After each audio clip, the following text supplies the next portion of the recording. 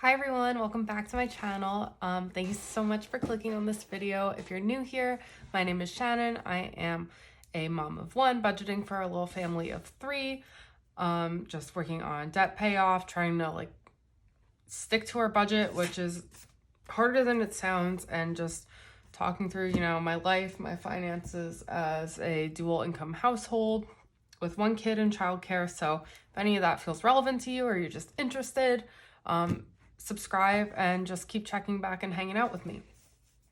So today I'm going to go through my May budget. I feel like I'm finally back in the groove of things post-vacation. Be on the lookout for my Disney budget video or budget versus actuals video to come next week. But since it's the 1st of May, or by the time you see this, it'll probably be the 3rd of May or 4th of May. I just wanted to do that first and then get my Disney budget out there. So as I usually do, I'm going to write everything down and then we can talk through it.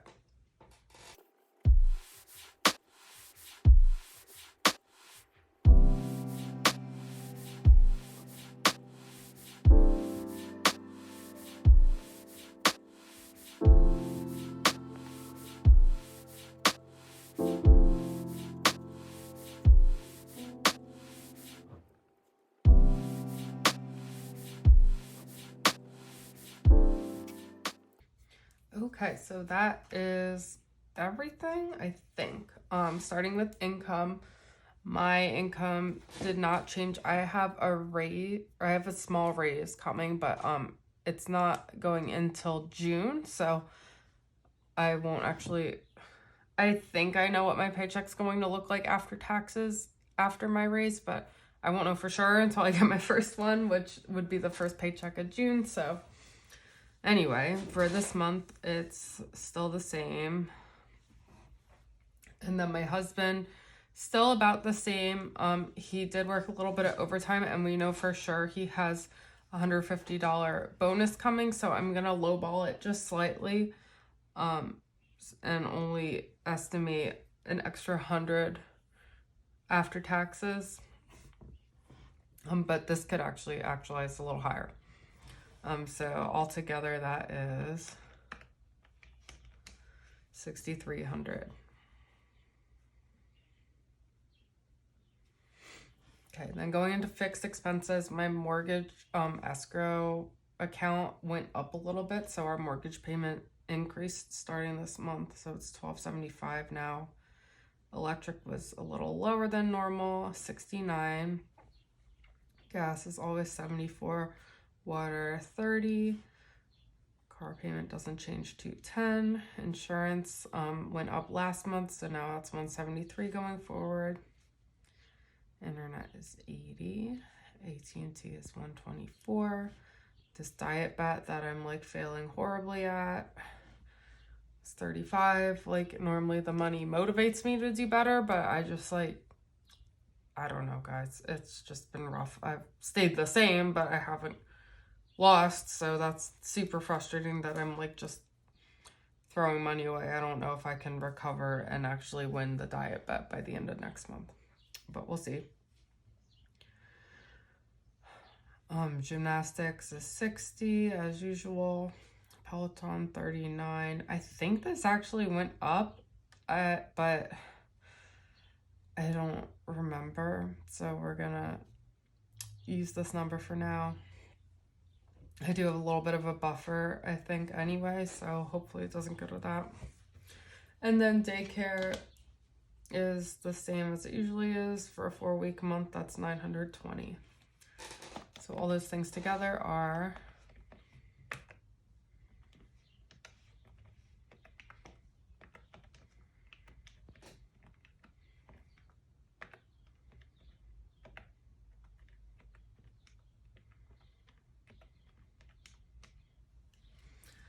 $3,089.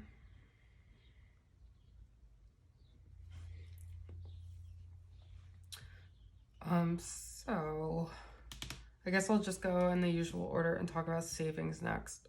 Savings, our personal savings is coming down a little this month because I have a new one month only category over here, which is Mother's Day. So I'm taking money we would usually put aside for savings and using it to buy flowers for all the mothers in my life. My mom, my stepmom, my grandmother, and my mother-in-law. That's 4 people to buy flowers for. And I mean, they do so much for us that they deserve the best, but it's the best on a budget. Anyway, so my savings is coming down a bit this month. I'm targeting 200 maybe. That's $50 a week. Still gonna put away the 40 or the 10 a week for my daughter Silver. And then still keeping my investments around where they've been, like 75, 80. So altogether that's 315. And honestly, I was thinking about, I don't want to turn off investments because the market's been down so much that I'm hoping that continuing to invest right now will pay off in the future. But I've been like debating turning off investments just so I could funnel that little extra amount every month into debt and then pick back up like later this year. But I guess we'll see. Anyway. So now moving over to variables, gas, less driving to do this month. We don't really have a lot going on, so that's 150. Groceries, my husband actually got like a Visa gift card from one of the companies his job works with because he gave them a referral. So all of that is going towards groceries this month. So I only have to budget 300 because I have 300 in a Visa gift card that I'm able to use at the grocery store as well, which is actually amazing, but it basically just also helps me compensate for this Mother's Day budget of 300. So as I was alluding to before, I want to send all 4 of the moms in my life flowers for Mother's Day. I don't know what my husband's doing for me for Mother's Day, but whatever it is, I'm assuming he's putting it on his credit card because he hasn't talked to me about spending money out of our debit. So hopefully I don't get hit with a random expense. But yeah, so $300 to send all 4 of them flowers and have them delivered. Honestly, I don't really think that's that bad.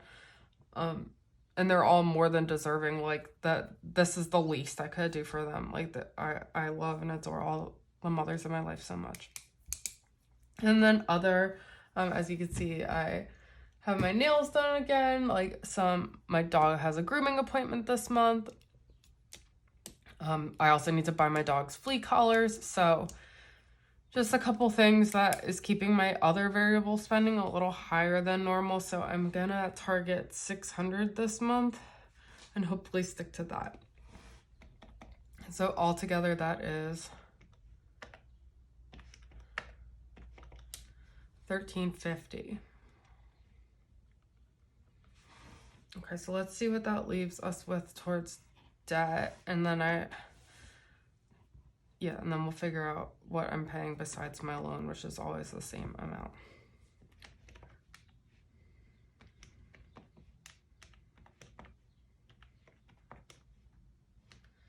So that leaves me with $1,546 to pay off of debt. The loan is always $1,000. And then right now I'm focusing my efforts on paying the last little bit of the Apple cards off. And you'll notice that there's only 4 listed here. Almost all of our tax return went into savings, but I did use 700 of it to pay off the JetBlue card. That way I just have one less balance to worry about, one less auto pay coming out of my account every month, and less interest that's accruing. So I'm really excited that I'm just down to these 3 core cards. And I'm not sure if I'm going to switch my approach going forward, but for right now, I'm just going to pay the minimum on the Target card and try to funnel the extra debt payoff towards these Apple cards because they're at a higher interest rate. Let's just do it this way. Minus 1,000 for that. Minus 29 for the minimum. Okay, so then I have I'll use like $17 as the float, and I'll just put $250 to each.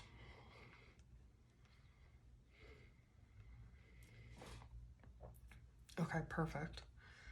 So that leaves me with a $17 buffer. Our balances are very similar, so then we're just paying off the we're paying them down at a similar rate currently, and hopefully everything else works out the way it's planned. So yeah, that's really it. Not too much different going on here, but still just chugging along. And I am actually really excited the progress I was able to make on my debt with my bonus and that little bit of the tax return we put towards it. So maybe if you guys are interested, maybe I will film a debt update after I put up my Disney budget. So let me know if you'd be interested in that. Let me know if you have any suggestions for me. And I just love hearing from you guys. So yeah, thank you so much for watching. I hope you all have an amazing day, and I will talk to you soon. Bye.